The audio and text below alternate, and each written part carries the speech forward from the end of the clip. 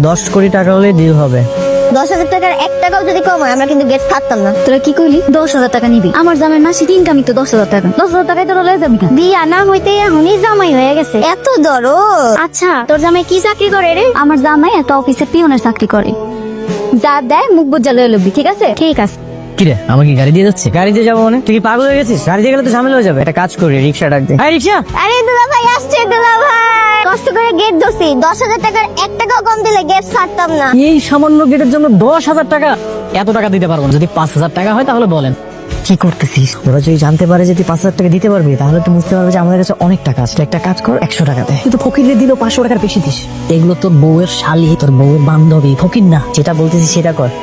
দেখেন আমরা হচ্ছে খুবই গরিব মানুষ, আমাদের কাছে কোনো টাকা পয়সা নাই, শুধু বাসায় যাওয়ার জন্য 100 টাকা রাখছি। আপনারা যদি রাজি থাকেন তাহলে 100 টাকা দিয়ে দিচ্ছি আপনাদেরকে। আমরা কি ভিক্ষা করতে আসছি দুলা ভাই? আমাদের কি আপনাদের ভিক্ষুক মনে হয়? 1 টাকাও কম নিব না, পুরা 10,000 দিতে হবে। আসলে আমাদের কাছে বেশি টাকা নেই তো। আচ্ছা ঠিক আছে, তুই 200 টাকা দিয়ে দে।